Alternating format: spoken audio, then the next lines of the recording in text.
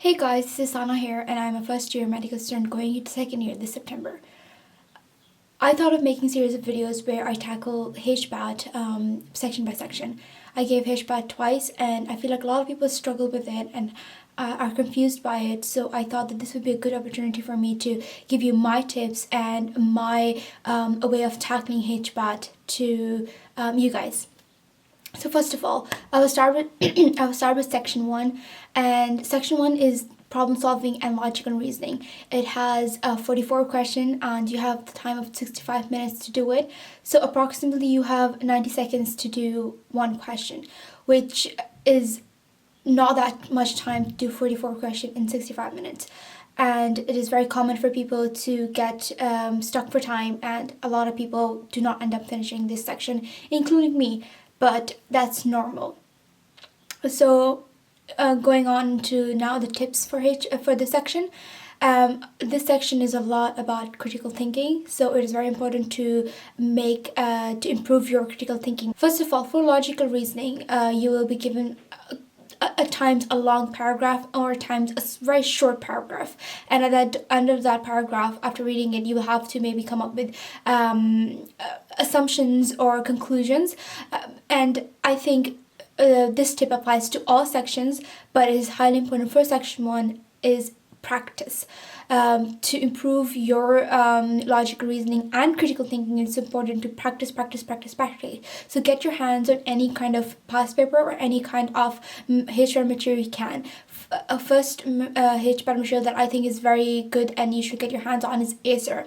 Some people think it's too easy, some people think it's not helpful, but I think it is a very good start to practicing, and it will get you more used to HPAT kind of questions before it starts getting harder.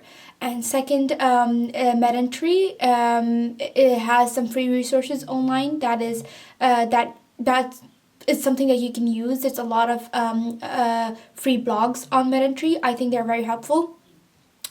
Moving on to the paid services, a lot of people end up doing courses.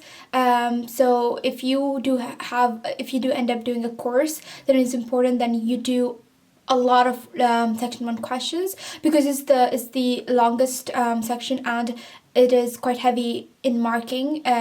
It's 40%. So get used to doing questions like section 1.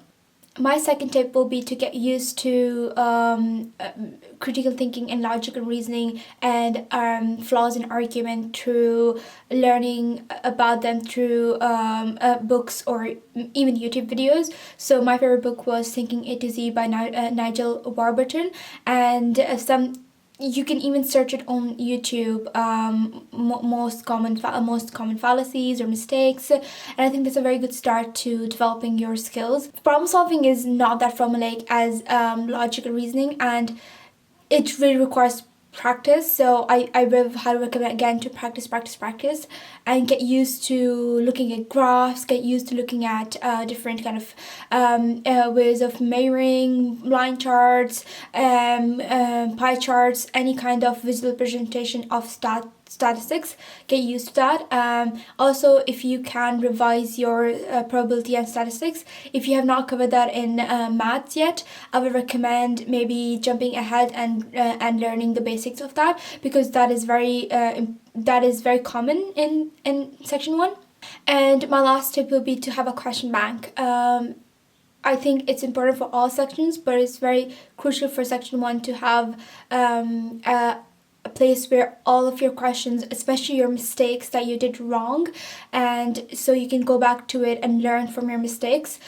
For me, I had a small notebook where I will jot down every question that I got wrong, and then I will write down the reason why I got that wrong, because it's very important to learn from your mistakes and learn where your weaknesses are, and then you can target those weaknesses. So I hope you like this video, and I hope you give it a thumbs up and subscribe, and I will be making more HPAT related videos in the future. So yeah.